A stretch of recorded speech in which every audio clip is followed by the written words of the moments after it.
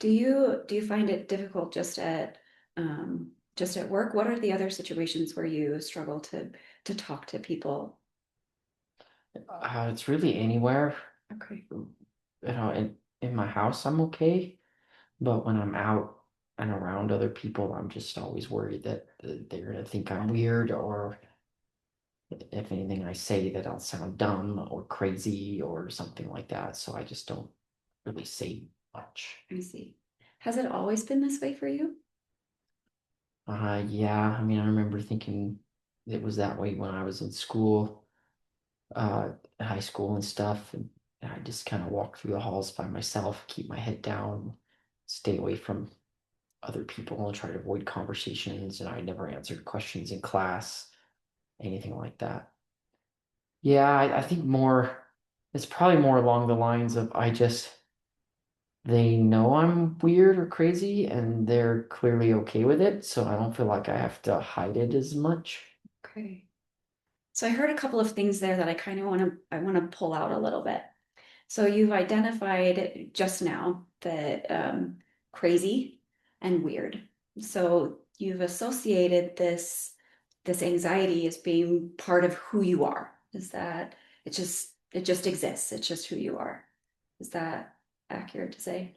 Yeah, I don't, it wasn't like something happened and then all of a sudden I was like this. It's like I've just kind of always been like this. So you very much this is an identifier for you, just part of who you I are. think absolutely, yeah. Okay. So what if we put in some or what if we talk about changing that a little bit, changing the narrative around that? And instead of identifying the anxiety as just part of who you are, what if we gave anxiety a name? What if you could name it and it's a separate entity from you? What what maybe would you call it? Hmm. Like a name of what I feel all the time. Just, let's name the anxiety. So whether Just a that's random name, sure. like call him Barry. You could. That could definitely be it. It could be a descriptor though too of kind of how it feels. So for example, it could be panic or it could be I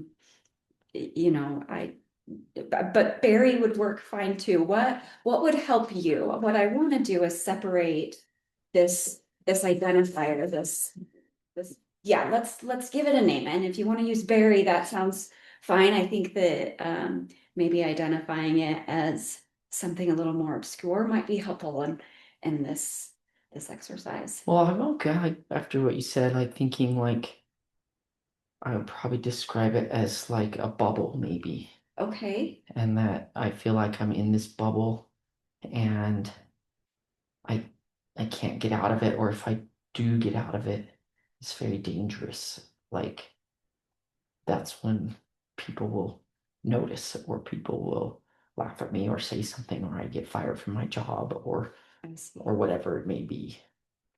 Tell me what it would be like if the bubble wasn't there. If the bubble wasn't there to to tell you that this situation isn't safe. What if you were just able to feel that without the bubble? What do you think that looks like?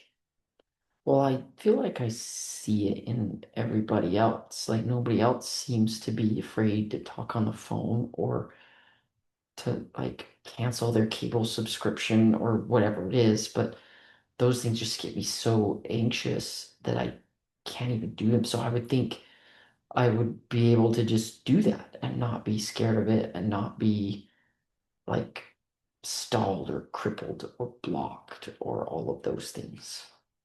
Okay. So that sounds like while the bubble has served a purpose, that having the bubble go away could also be very freeing in a way. Oh yeah, I mean, I definitely want to be able to do that.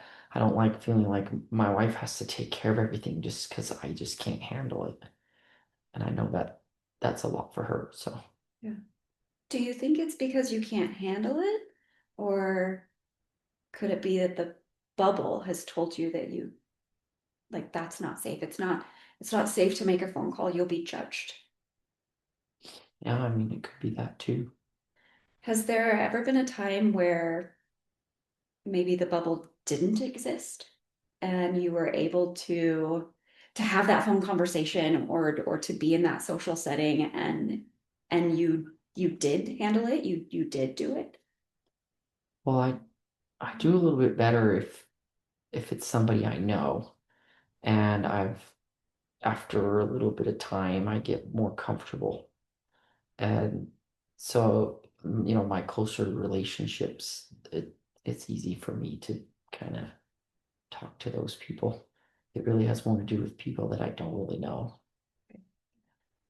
Do you mentioned that with customers, those aren't repeated or consistent relationships. You call one time and then, you may never talk to them again. Do you think that practice over time with multiple phone calls could maybe help you be more comfortable making phone calls in general at some point? Yeah, maybe, I guess there's only one way to tell, and that's to do it. Yeah. But I don't know. Like, What are some of the similarities that you have with other people? Clearly you got a job and you were capable of getting that job and you had the qualifications. And a job is something that seems to be socially, normal, right?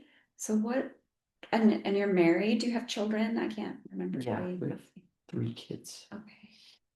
Okay.